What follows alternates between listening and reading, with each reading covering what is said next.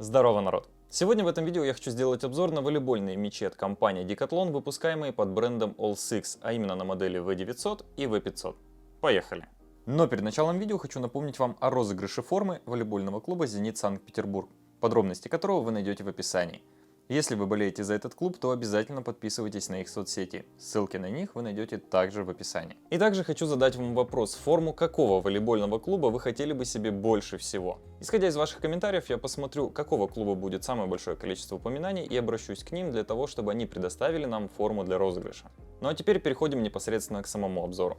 Сразу же хочу сказать, что данные мячи мне никто не предоставлял на обзор, и компания Decathlon здесь упоминается только по той причине, что они и производят эти мячи, и они продаются только в их магазинах. Вполне возможно, может быть, и вы найдете их в каких-то других, но основной производитель данной продукции является именно компания Decathlon.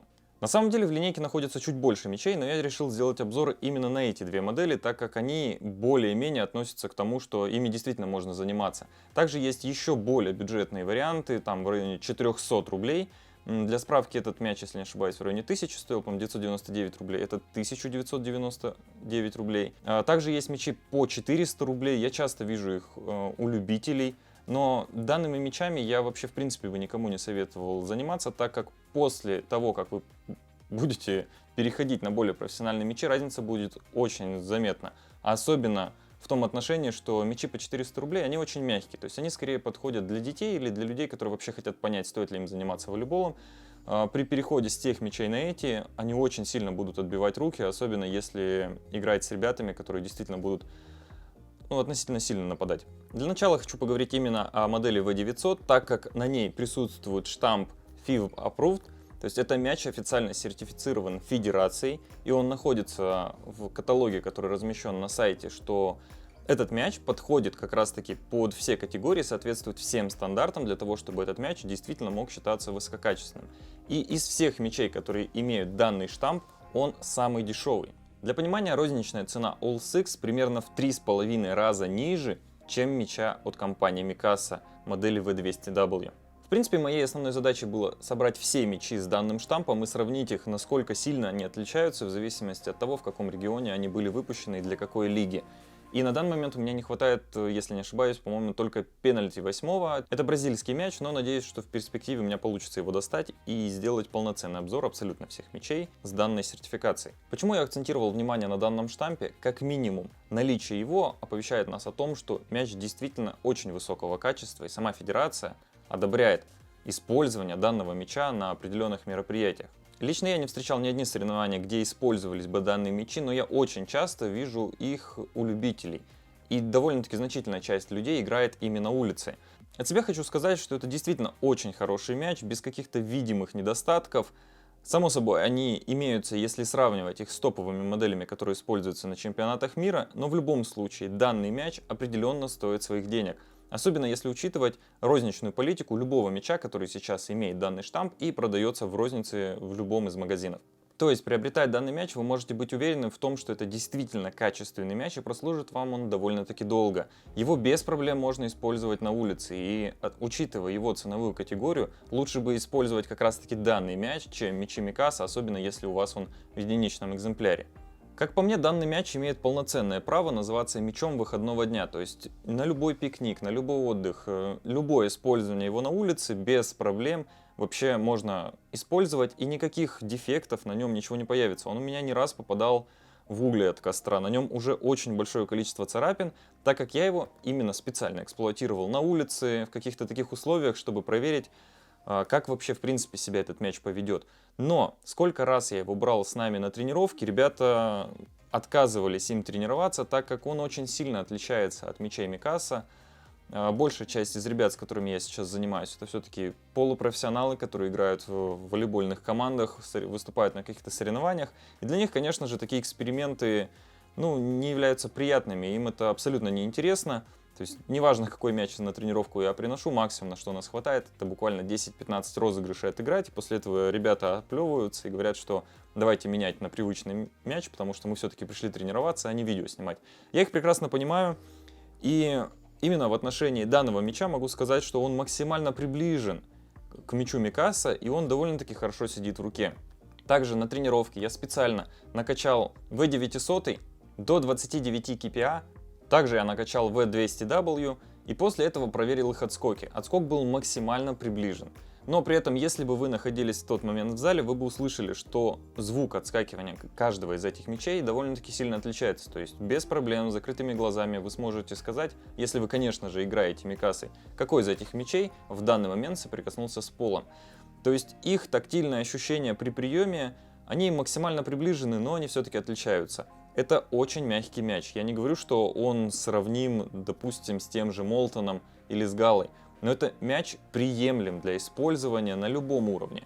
Если же вы, конечно, выступаете уже профессионально, я думаю, вообще, в принципе, наверное, здесь нет таких зрителей, которых заинтересует обзор данного мяча.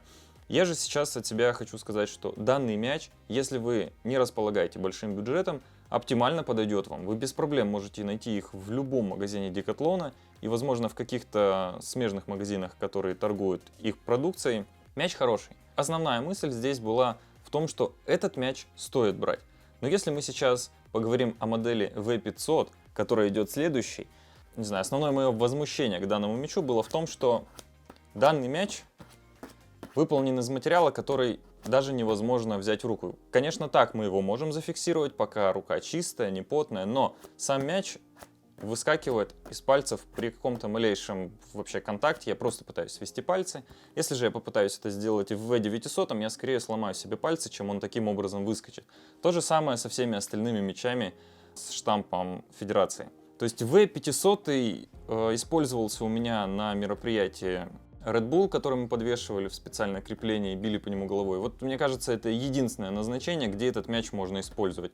Еще как вариант, если у вас есть Микаса или, может быть, V900, и вы будете бросать его в баскетбольное кольцо, и он там застрянет. Если вы не можете достать данный мяч в силу своего небольшого роста или невысокого прыжка, то V500 идеально подойдет для того, чтобы выбить данный мяч. Вполне возможно, если вы еще не избалованы профессиональными мячами и только начинаете свой волейбольный путь, вам будет вполне достаточно даже модели V500.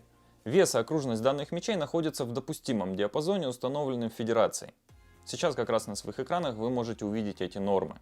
Окружность и вес этих трех мячей также немного разнятся. Специально для вашего удобства я выведу цифры на экране. Но при использовании данных мячей вы просто этого не заметите. All-Six V500 отлично подойдет для пикника. То есть это тот мяч, который не жалко будет, что он летит у вас в воду, где-то может быть покоцается, поваляется, после этого будет храниться у вас в багажнике машины, на него будет воздействовать и положительные и отрицательные температуры. То есть это тот мяч, который не жалко. То есть это неплохой мяч, но только для того, чтобы использовать его на пикнике. Полноценно играть им я бы не советовал, потому что его материал довольно-таки плотный. То есть он намного сильнее прижигает, чем любой другой мяч, даже если сравнивать его с 900. Опять же, о понятии прижигания тоже немного странно говорить. Скорее всего, на любительском уровне высота подъема мяча от рук не превышает 3, 4, 5 метров. И остальное это все может быть скорее неправильный прием. То есть для любителей данный мяч, говорю, уровень пикника. V900 же, как мне показалось, не зря используют на улице. То есть очень большое количество людей, занимающихся на любительском уровне, предпочитают эти мячи в силу того, что они недорогие. Их действительно не жалко потерять или испортить в сравнении с тем же V200. Но если вы претендуете на то, что вы регулярно играете в какой-то команде, у вас возможны выездные или товарищеские игры с другими клубами, скорее всего, там все-таки будет использоваться микаса. И поэтому лучше всего, если вы планируете продолжать заниматься данным видом спорта, конечно же, привыкать к тем мячам, которыми вы будете играть, в зависимости от того, в какой стране вы проживаете. V900 подойдет в том случае, если вы только начинаете заниматься волейболом и еще не можете определиться, хотите ли вы продолжать заниматься данным видом спорта и вливать в него большие деньги для того, чтобы добиваться чего-то большего. Также данный мяч можно рассмотреть в том случае, если вы ходите в волейбольный клуб и вам не хватает мячей на разминке. То есть именно полноценно использовать его на предигровой разминке, а после этого переходить уже к полноценной игре стандартными волейбольными мячами. То есть ничего страшного в этом нет, у вас не будет никакого сверхсильного привыкания к данному мячу. То есть его можно полноценно использовать как запасной волейбольный мяч. По своим ощущениям хочу сказать, что это, наверное, самый крепкий и надежный волейбольный мяч, которым я когда-либо играл. Из тех соображений, что с ним действительно не страшно выйти на улицу или играть там, где другие мячи могут повредиться. То есть его материалы хоть и довольно-таки мягкий, но проклейка швов, в любом случае все панели, которые на нем нанесены, выдержали довольно-таки большие нагрузки, то есть на нем уже появилось очень большое количество царапин от того, что мы его об какие углы и косяки не пинали, он в любом случае сохранил свой первоначальный вид. Как мне кажется, если бы в тех же условиях я использовал свои V200W микасовские, им бы очень сильно досталось и их панели были бы повреждены.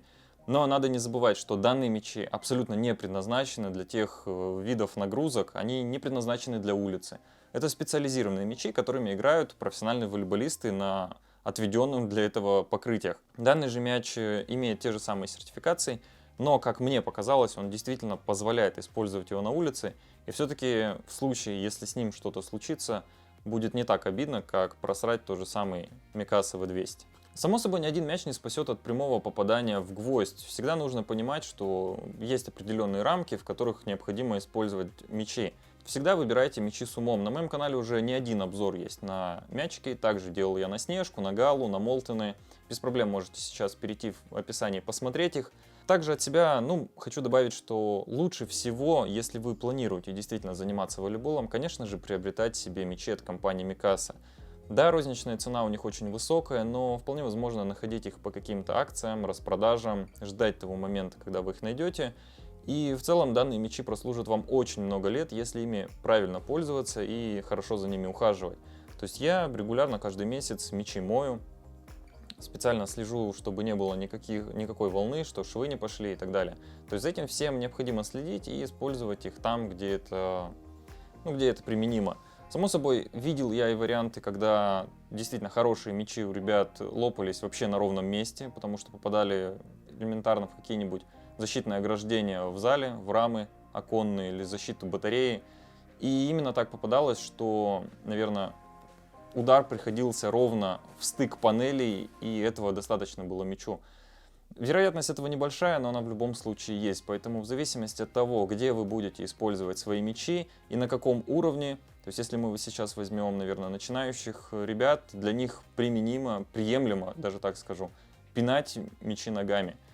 И точно могу сказать, что обычный мяч Mikasa мы тоже иногда попинываем на тренировках, ничего страшного, многие психуют, это нормально, но данные мячи без проблем выдержат такие нагрузки. Если мы будем говорить о мячах более бюджетных, то, скорее всего, там грыжа может вылезти даже после первого удара. Поэтому всегда отталкивайтесь от своих потребностей, от того, где именно вы будете использовать данные мячи. Если вы не можете определиться, исходя из этого видео, что вам больше подходит, то посмотрите остальные мои обзоры. На данный момент мне осталось сделать обзор из мячей с штампом Федерации. Это Star корейский. Мы его уже тестировали. Единственное, что, наверное, осталось, мне записать уже итоговое мнение, насколько сильно он нам понравился, что было так и что не так.